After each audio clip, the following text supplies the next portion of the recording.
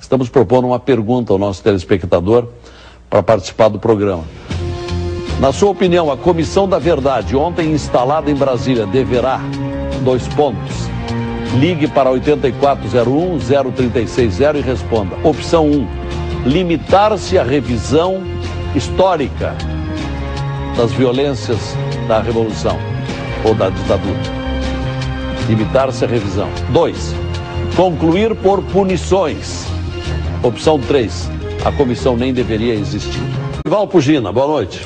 Boa noite, Lazier. Boa noite aos amigos da mesa, aos nossos telespectadores deste programa. Eu já de cara cravo a resposta 3. Na minha opinião, a comissão ela é desnecessária. E além de desnecessária, a sua criação e a sua futura operação vão determinar uma série de problemas, né? Alguns dos quais eu percebo e certamente haverá outros que serão percebidos com o andar dos fatos. Na minha opinião, lendo o artigo 1º da lei que cria a comissão, fala em efetivar o direito à memória, à verdade histórica e promover a reconciliação nacional.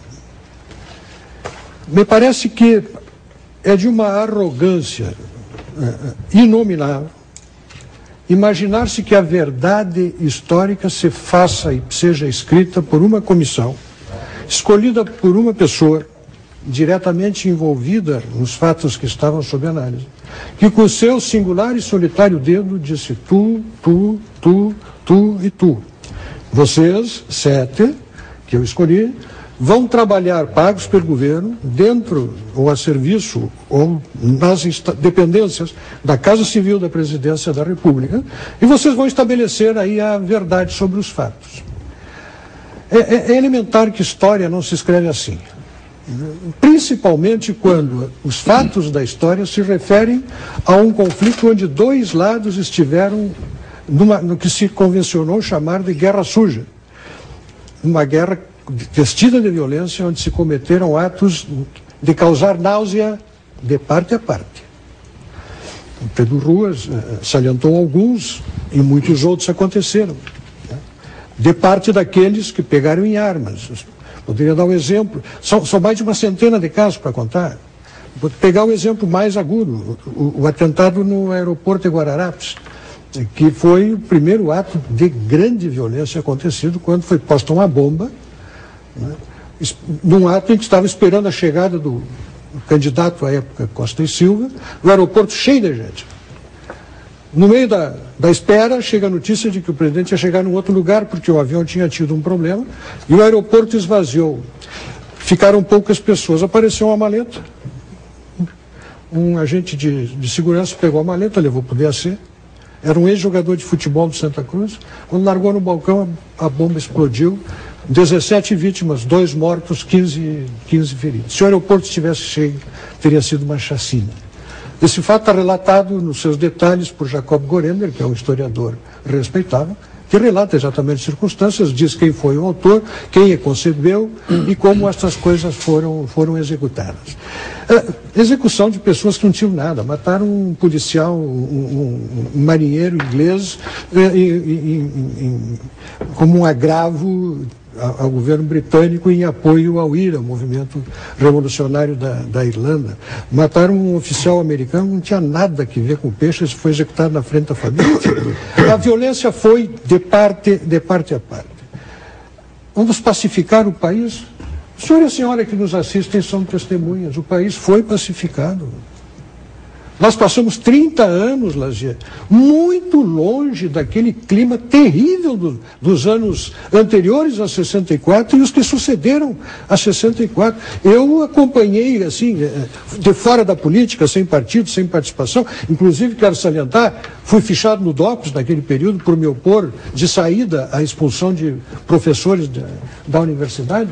Mas eu sei o que era o estresse político em que nós vivemos durante aquele... Dizer que o país não foi pacificado foi pelo instrumento certo, que não foi sacado do colete de ninguém, que é tradicional na história do Brasil, o instrumento da anistia.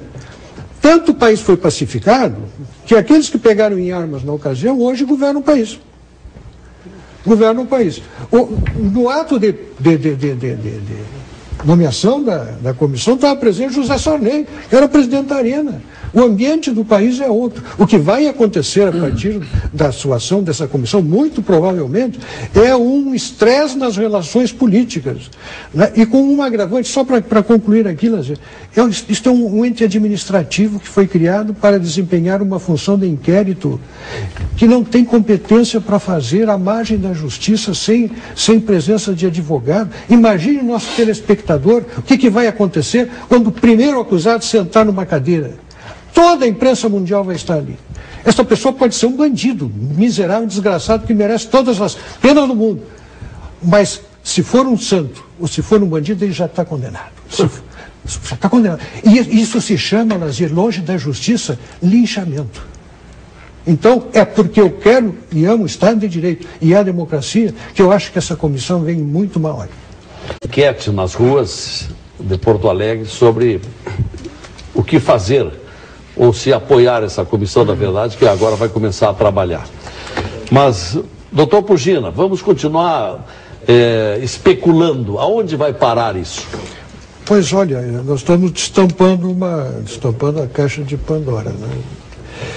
Eu estava pensando, enquanto ouvia o doutor José Carlos especialmente falar, ele fez uma descrição, assim como se um grupo de adolescentes tapados de dos maiores ideais, né, resolvessem arremangar as mangas e enfrentar o exército brasileiro, e aí foram dizimados e massacrados.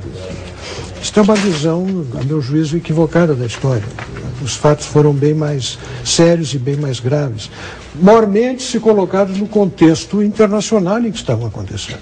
Esses jovens, e alguns nem tão jovens, e outros militantes antigos de partidos e de organizações revolucionárias de esquerda, recebiam treinamento junto a potências estrangeiras, muito interessadas em disseminar os seus regimes na América Latina.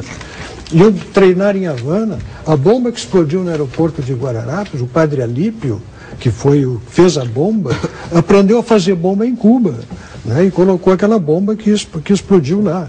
Os recursos vinham de Fidel Castro para o Leonel Brizola em Montevidéu, e de lá subiam para alimentar essas atividades.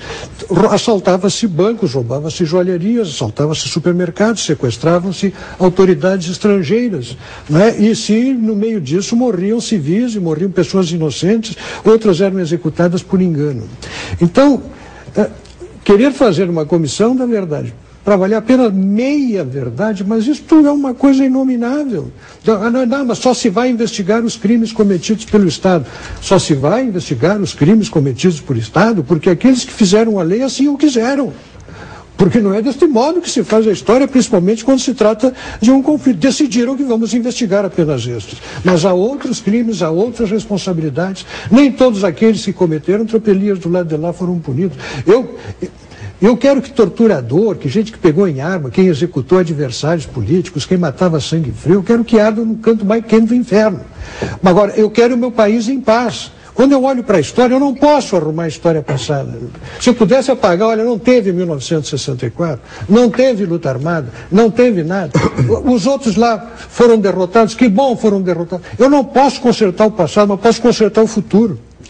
E a minha posição perante aquele conflito que aconteceu, que pena que aconteceu, não teria acontecido, teria sido resolvido muito mais rápido, não fosse a luta armada. E quem diz isso não sou eu, quem diz isso são os historiadores da esquerda, é o Jacob Gorender, é o Daniel Arão Reis Filho, escreveram isso nos seus livros. Aqui o Daniel Arão, as ações armadas da esquerda brasileira não devem ser mitificadas, nem para um lado nem para o outro. Eu não compartilho da lenda de que ninguém poderá dizer que esse cara é de direita, né? Da lenda de que no final dos anos 60 e no início dos anos 70, inclusive eu dizer, fomos o braço armado de uma resistência democrática, não lutavam pela democracia. E agora eu vejo que se constitui uma comissão cujo ânimo é transformar aqueles que queriam instaurar um regime muito pior do que aquele que estava implantado em mártires da democracia. Não foram. Lutavam por uma causa errada. Tão errada era a causa que a maior parte deles, inclusive, reconheceu que era uma causa errada. Assistam o filme Air Force 46, isso está confessado lisamente por aqueles participantes. Agora me pergunta se eu queria, que naquelas circunstâncias, os vencedores do conflito fossem o Zé Dirceu e a turma dele. Estariam governando o Brasil desde 1960 e poucos, implantando o regime que queriam implantar naquela época. Não, eu não quero. Eu não posso resolver isso aí. Eu não posso. Agora, eu vi o meu país ser pacificado com a anistia. E vejo agora o país, obviamente, só não vê quem não quer, sendo despacificado. E todo um teatro pronto para uma grande encenação onde ocorrerão linchamentos à margem do Poder Judiciário. Eu quero saber o que vai fazer a Justiça quando alguém se recusar a depor. Quando alguém for exposto à opinião pública, o cara disse, olha, eu não, sem advogado, viu, é uma coisa muito... Essa comissão terá força de coerção? De convocar, tem força de convocar. Agora, o senhor entende isso? Mas aí, como foi dito... Não comparece. Se não comparece? Não comparece. Eu quero saber o que vai acontecer. Recurso para quem? Pois é, uma boa pergunta. Veja, há uma sucessão de questões abertas aí que vão desembocar no Poder Judiciário. E o meu receio é que isso aqui tão mal pensado, tão pela metade a história, eu chego a pensar num símbolo dessa comissão. Eu gostaria de saber como é que se resolve um problema que está dizendo ali que funcionários públicos, uma vez convocados, eles têm o dever, a obrigação de concorrer. Funcionários públicos e militares. E militares. Eu gostaria de saber se eles falarem, não, eu não quero, uma vez que está dando que não existe obrigatoriedade. Não tem fé de ofício, é um cargo administrativo. Descumprir com o dever? É um cargo administrativo, não tem fé de ofício com ele. Tem as punições administrativas. Na opinião do nosso telespectador, o que deve acontecer com essa comissão da verdade? Desculpa, Bruno. Não, é só deixa eu... Sim, limitar-se, já conclui, limitar-se à revisão histórica, opção 1, concluir por punições, 2, não deveria existir, opção 3, telefone 8401-0360. Com o formato que foi dado a esta comissão aqui, se este mesmo formato for implantado em Cuba, quando, no dia de sabe lá Deus quando, caiu o regime do Fidel Castro, vai se implantar uma comissão, na verdade, com esse perfil, ela vai investigar os crimes do Fulgêncio Batista. Os militares... Percival Pugina. Desculpa, foi difícil. Mas olha, está se repetindo aquilo que eu vi acontecer. Quer dizer, de repente, os que pegaram em armas para implantar um regime que a história provou ser muito pior, estão sendo transformados aqui na mesa pelo seu discurso, um grupo de jovens adolescentes que faziam um exercício de tiro ao alvo, não tinham nenhum projeto de poder, tinham um projeto de poder, e foram muito mal vistos pela sociedade todo o tempo. Reconhecem isso nas obras que escreveram, não tiveram nunca apoio popular, mas eles estavam doutrinariamente convencidos, porque era isso que aprendiam em Moscou, em Pequim e em Havana, que incendiando a população no modelinho de Fidel Castro, no modelinho do levante dos agricultores chineses, eles iriam conseguir tomar o poder, como demonstrava a experiência desses países. Era isto que eles queriam e disso nós nos livramos. Com um preço caríssimo, na Escola das Américas, com cicatrizes deixadas muito profundas na história, onde não se pode, não se deve mais escarafunjar. E quem diz isso são eminentes juristas brasileiros, confirmados pelo Supremo Tribunal Federal. Resultado da pesquisa, o que disseram os telespectadores? Limitar-se à revisão, 8%. Concluir por punições, 16%. Olha aí o pensamento público. 76% entendendo que não deveria mais existir essa investigação. A Comissão da Verdade. 744 telespectadores ligaram.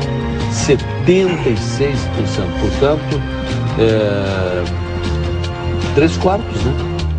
3/4 dos telespectadores acham que não deveria existir. Obrigado.